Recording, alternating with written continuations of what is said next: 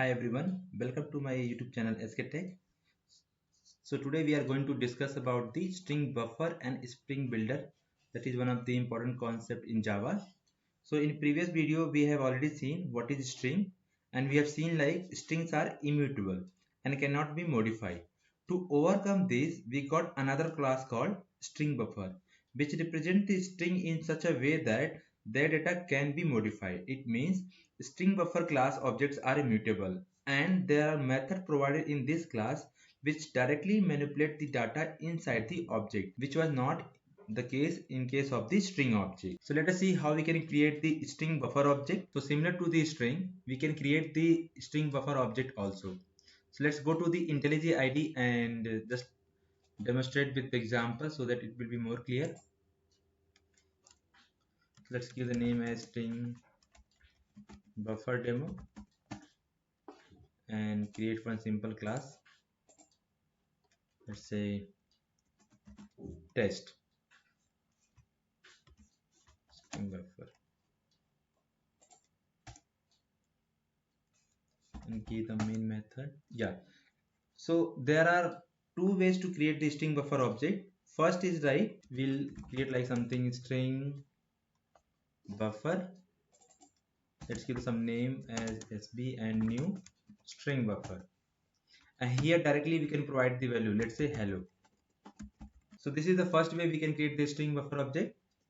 And another way of creating the string buffer object is just create the string buffer object. Let's say string buffer SB1 equal to new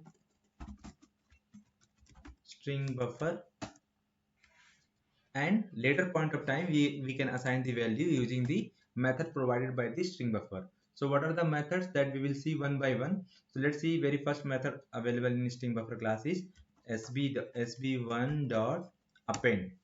So using this append method we can provide the value in this string buffer object. Let's say hello. So these are the two way. First way is this and second one is this. So these are the two way where we can create the object in the string buffer class. So here we are basically creating a string buffer object as an empty object here and not passing any string to it. In this case, string buffer object will be created with the default capacity of 16. So this is the default capacity for the string buffer object. So let's say we want to create the string buffer object and we want to provide some capacity also. How we can do it? So similar to this only, we can do something like we can provide the capacity here and give a different name. So here string buffer object is created as an empty object with the capacity for storing 50 characters. Of course, even we can declare the capacity as 50, it is possible to store more than 50 characters into the string buffer. The reason is that string buffer is mutable and can be expanded dynamically in memory. So to store the character, we can use the append method or the insert method. So there is another method also available here to provide the value or to insert the value in any of the string buffer object. For example, sb1 dot insert, and here we can provide two argument. First one is like offset, that would be the integer type, and second one is like value. Let's say hello or let's say hi. So let's print this statement and see the output. So let's say we are going to print as sb1 only now in this case. Just run the program and see the output. So yeah, so if you can see here what is happening. So first time the sb1 object value was hello, and next time we have appended again hello and hello. Then third time when we are storing the value inside the sb1 object, we are saying that it should be insert at the 0th offset. It means that this is going to insert at the first place. So that's why you can see the output as hi, then hello, and then hello.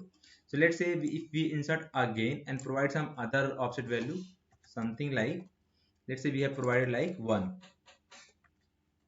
and let's give some other string like demo. Let's run this program again and see the output. So if you can see in the previously it was printing like hi, hello, hello. Now we have inserted this demo in the first offset itself. So 0 and first. So here you can see demo has been inserted, and then hi, which was the second string, and then hello hello. So this is how we can create the string buffer object, and we can insert the data either by first time or by using the method provided by the string buffer. So basically this string buffer is useful when we want to modify the existing created object at later point of time. But in case of we have seen that string object, once it is created, cannot be modified and it was immutable. But in case of string buffer, we can create the object and we can also modify it by using the method provided by the string buffer. So that's why string buffer is mutable. So this is what we have seen. We have to create the object in two ways. Now let us see what are the couple of the methods available in string buffer class also. So very first method available in string buffer class is append. So that we have already seen how to use the append method to append any of the string buffer object, which is similar to the concat method, right, in the string class. Second method available in string buffer class is insert. This method also we have seen how to use that. Basically this method is useful if we want to append or insert the data in the string buffer object, and also we want to specify some position like where we want to insert it if the data is already present in the existing variable, let's say sb1. So here we have provided 0th one, means it is going to insert in the 0th position, and here we have provided 1, it means that it is going to provide the first position. So this is all about like string. Second method is insert. Third method available in string buffer is delete. So what is delete method here? So basically this delete method, if you observe, it is expecting two argument. Let's say int I and j. So this remove the character from ith position to jth position, jth minus 1 position. Similar to the we have seen like substring, right? We can provide the value ith value from starting position to jth value, then jth minus 1 it is going to give the substring. Similar to that, the delete method provided by the string buffer, where we can provide the starting position and ending position, and it is going to delete the character from starting position to ending position minus 1. So let us take an example and see the impact. Basically, so let's create one simple string buffer object. Let's say string buffer sb3 equal to new, or let's remove this program and create from the scratch basically, so that will be more clear. So let's give the name as sb1 and string buffer, and let's give some value also here, because we know we can create and we can provide the value at the time of creation itself. So let's give some value like university, and let's say we want to delete some character from this variable, from this value. Let's say we want to delete from 0 to 3. So how can we use the delete method? So that is nothing but, what is the return type? First we need to see the return type of delete method is also a string buffer. So let's write another string buffer sb2, and let's give the sb1 dot delete, and here we can provide the starting and ending value. So let's say we have given 0 and 3. So what it is going to delete, it is going to delete the character from 0th position to 3 minus 1, means to second position. So 0, 1 and 2. Let's print this output and see the impact sb2, and let's run this program and see the output. Yeah, so you can see it is printing like VERSITY. It means 0 to the ending position minus 1, it has been deleted. So this method is useful if we want to delete some character from some position to some position. So let's move ahead and see the next method available in string buffer class. Next method available in string buffer class is length. This is similar to the string class only. What is the length method is going to do? So this method is going to return the number of character in the string buffer object. So let's say we have a string buffer object something like university sb1, right? And if we, let's say, print something and write like sb1 dot length. So what it is going to print, basically it is going to print the length of the this value. So let's first create some value here, int I or int l equal to sb1 dot length. Then we can print the variable value here basically. So let's write something like length plus l. So let's run this program and see the output. So yeah, so it is printing length as 7, means 0, 1, 2, 3, 4, 5, 6, 7, 8, 9, 10. It is having multiple length right here, but it is printing 7 because we have already deleted 0 to 3 minus 1 means 0 to 2. So 0, 1, 2 we have deleted, and what are the remaining value is here. So 1, 2, 3, 4, 5, 6, 7. That's why it is printing 7 here. So this is all about like length method. This method is useful when we want to know the length of the string in case of string buffer. This method is similar to the string class only. So let's move ahead and see the next method available in string buffer class. So next method available in string buffer class is reverse. So what this method is going to do, so this method, as the name indicate itself, the reverse method means this reverse the character sequence in the string buffer. So let's take an example. Let's say if a string buffer sb2 having, let's say, string buffer of the value as abc. Okay, we have already taken the variable, so let's give another variable name like sb3. And if you use like something sb3 dot reverse, so what is the return type for this method? The return type is still as a string buffer only. So let's give the string buffer here and give the name variable of the name as r, and let's print this output. Now let's run this program and see the output. So it is going to reverse this string. Basically, it is going to print like CBA. Yeah, so it's printing like CBA. So this method is useful when we want to reverse any of the string or any of the string buffer object value. So in our case, like we have provided ABC, so it has reverted like CBA. So let's move ahead and see next method available in string buffer class. So next method available is string buffer class is toString.